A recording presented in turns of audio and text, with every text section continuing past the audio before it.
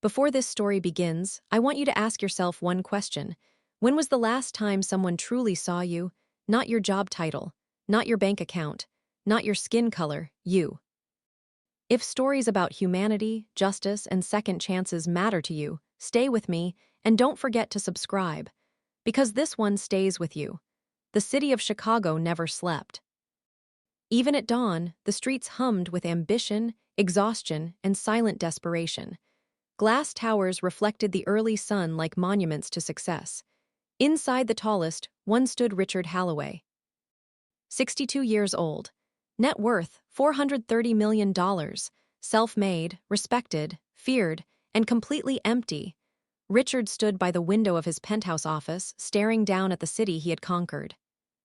Board meetings waited, assistants hovered, stock prices blinked on screens, but none of it mattered. That morning, for the first time in decades, his hands trembled, because wealth doesn't stop grief. 6 months earlier, Richard had buried his wife, Eleanor. She wasn't impressed by money. She wasn't intimidated by power. She was the one who stopped to talk to janitors, the one who remembered names, the one who donated quietly. And now she was gone. Since her death, Richard had stopped sleeping, stopped smiling, stopped caring. The world still bowed to him, but inside something had collapsed. That morning, after another sleepless night, Richard did something he hadn't done in years. He walked. No driver, no security, just a coat and silence. 3 blocks away, beneath an overpass dusted with graffiti and shadows, sat Malik Johnson. 12 years old, black, homeless, invisible. Malik's shoes were 2 sizes too big, donated from a shelter. His hoodie was thin, frayed at the cuffs. He clutched a plastic bag holding everything he owned. Inside, a broken pencil, a folded photo of his mom, a notebook with blank pages. Malik hadn't always lived on the street. His mother worked 2 jobs. They lived in a tiny apartment. They struggled, but they were together, until she got sick, and the system looked away. Now Malik survived on kindness and learned quickly how rare it was. People crossed the street when they saw him. Security guards chased him away. Police watched him longer than others. To most people, he wasn't a child. He was a problem. Richard sat on a bench outside a coffee shop. He didn't know why he stopped there. His chest felt tight, his breath shallow. Tears slipped down his face quietly without warning. A millionaire crying in public. No one noticed. No one except Malik. The boy stood nearby, watching carefully. Not afraid, not curious, just human. Malik hesitated. He had learned early that approaching strangers could be dangerous, especially ones who looked powerful. But something about this man felt different. Lonely, broken. Malik took a slow step forward. Then another, until he stood in front of Richard. Richard didn't look up. Then Malik spoke. Softly, honestly, one sentence. "Mister, do you want someone to sit with you for a minute?" Richard looked up, and everything changed. Richard stared at the boy. For a moment, his mind rejected what his eyes were seeing. A child. Alone, standing in front of him, not asking for money, not begging, not performing sadness, just asking to sit. Richard cleared his throat. You don't want anything?" he asked quietly. Malik shrugged. "My mom used to say people cry louder when they're quiet," Malik said. "You looked like that." That was it. Richard's chest collapsed inward. 30 years of power meetings hadn't prepared him for that sentence. "Sit," Richard said, patting the bench. Malik sat, careful to leave space, like he didn't want to take more than he was allowed. They sat in silence, not awkward, not forced, just 2 people sharing the same moment from opposite worlds. After a while, Richard spoke. "What's your name?" "Malik. Where are your parents?" Malik looked down at his shoes. "My mom passed," he said softly. "My dad left before I could remember his face." Richard nodded, not pity. Recognition, because loss sounds the same in every language. "You go to school?" Richard asked. Malik smiled, embarrassed. "I try. Sometimes shelters are far. Sometimes they're full." Richard felt anger rise, not at Malik, at a country where a child could be so calm about surviving. People talked about racism like it was always loud. But this was quiet racism, the kind that shrugs, the kind that says that's just how it is. Richard reached into his coat and pulled out his wallet. Malik immediately shook his head. No, sir, Richard paused. Why not? My mom said if someone sees you as a problem, money won't fix it, Malik said. She said people help better when they see you as human first. Richard closed the wallet slowly. That sentence hit harder than any boardroom loss. How old are you? Richard asked. 12, 12, Richard repeated, shaking his head. You shouldn't be this wise. Malik looked up. You shouldn't be this sad, he said, and just like that the balance flipped. The millionaire wasn't rescuing the boy. The boy was rescuing the man. A woman passing by slowed her pace. She clutched her purse tighter when she noticed Malik. Richard noticed. He always noticed things like that before, but never felt them. The looks, the suspicion, the fear. Malik noticed too, he always did. People think I'm dangerous, Malik said calmly. But I'm just tired. Richard swallowed hard. For the first time in his life, racism wasn't a headline. It was sitting next to him, breathing, existing. And suddenly, Richard understood something Alina had always known. Privilege isn't what you have. It's what you never have to explain. Richard stood up slowly, brushing off his coat. I'm getting breakfast, he said. You're welcome to join me. Malik looked around instinctively. At a restaurant, Richard nodded. Malik hesitated. I don't think they'll let me in, he said honestly. Richard paused. That sentence spoken without anger cut deep. They will today, Richard replied. As they walked toward the cafe, Malik stayed a step behind, used to being told where he didn't belong. The hostess smiled at Richard. Then her eyes flicked to Malik. Her smile tightened. We're very busy, she said. Richard met her gaze. He's with me. The smile returned instantly. Of course, sir. Malik felt it, the shift, the permission. And he learned a painful truth many Black Americans learn young. Access changes when power speaks. They sat by the window. Malik studied the menu carefully, choosing the cheapest thing. You can order anything, Richard said gently. Malik shook his head. People don't like it when kids like me ask for too much. Richard closed his menu.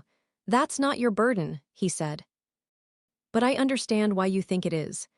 As they ate, Malik talked about shelters, about moving schools, about teachers who stopped asking why he missed class. They expect less, Malik said. So they get less. Richard felt a familiar sting, regret. How many Maliks had walked past his buildings? How many opportunities had never reached kids like this? As they left, a security guard approached. You can't loiter here, he said, eyes fixed on Malik. Richard stepped forward. He's leaving with me. The guard hesitated, then nodded. Malik didn't look surprised. That happens a lot, he said quietly. Richard stopped walking. No, he said firmly. That shouldn't happen, and I won't pretend it's normal. Malik looked up. Most adults told him to be strong. Few told him he deserved better. They stopped at a corner. Richard knelt to Malik's eye level. I don't want to make promises I can't keep, Richard said. But I want to help the right way, Malik nodded. Just don't forget me, he said. Richard smiled sadly. I won't, he promised. And for the first time since Alina died, Richard felt something stir inside him. Purpose. That night, Richard couldn't sleep. He stood in his penthouse, city lights glowing like constellations beneath his feet, but all he could see was Malik's face when the security guard spoke. That happens a lot. The next morning, Richard made calls, not favors, not charity, questions.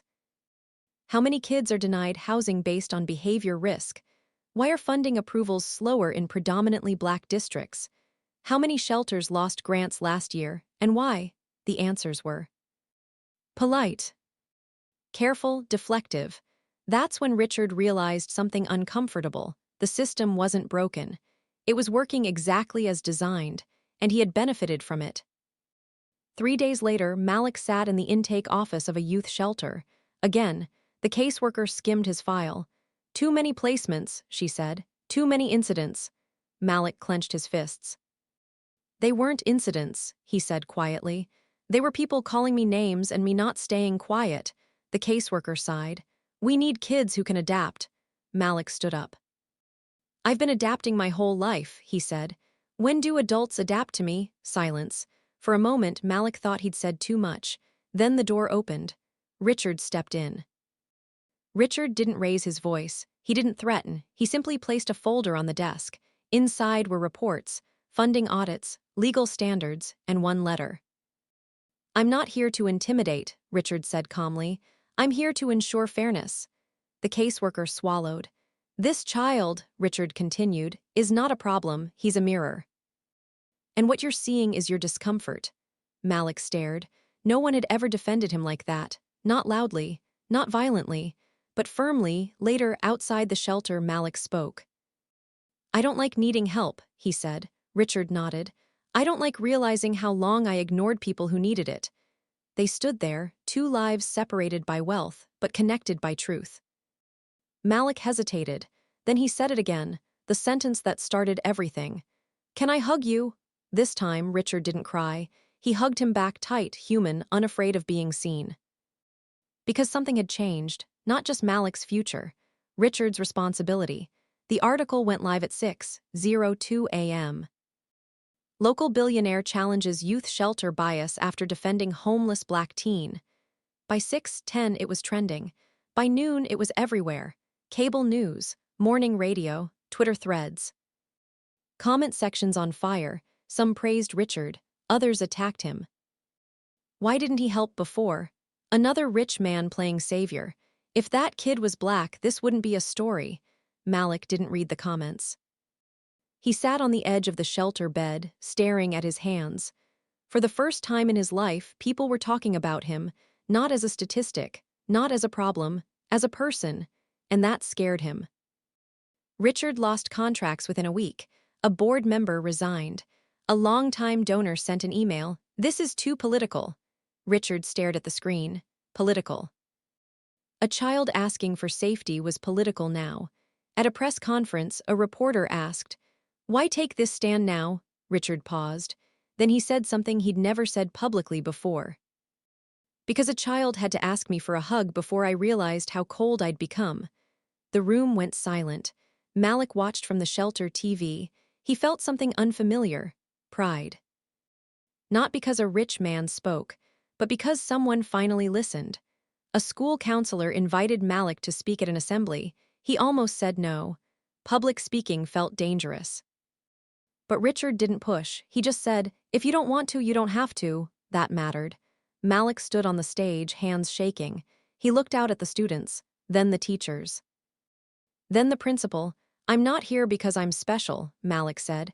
"I'm here because people usually don't see kids like me." He took a breath. When you're black and poor, people think you're angry before you speak, dangerous before you move, guilty before you're accused. Silence. "I wasn't asking for a miracle," he said. "I was asking to be treated like I belong." The room erupted in applause. Some teachers cried. The principal wiped his eyes. Malik stepped off the stage taller than he'd ever been. 6 months later. The shelter had new leadership, new policies, bias training was mandatory. Richard funded programs, but refused to name them after himself. "This isn't about legacy," he said. "It's about repair." Malik moved into transitional housing, then foster care, then something better, a family who listened. One night Malik sat on the porch, phone in hand. He texted Richard. "Malik, can I hug you?" "Richard, anytime. But you don't need permission anymore." Malik smiled, because the biggest change wasn't money, or media, or policy. It was this. For the first time, Malik didn't feel invisible. Life lesson: racism doesn't always shout. Sometimes it shrugs, sometimes it ignores. Sometimes it says, "That's just how things are." But all it takes to change a life is one person choosing not to look away. If this story moved you, share it. Someone out there needs to be seen today. Comment below. Backhand index pointing right. Who would you give your time, your attention, your compassion to right now? Because sometimes everything changes with one sentence.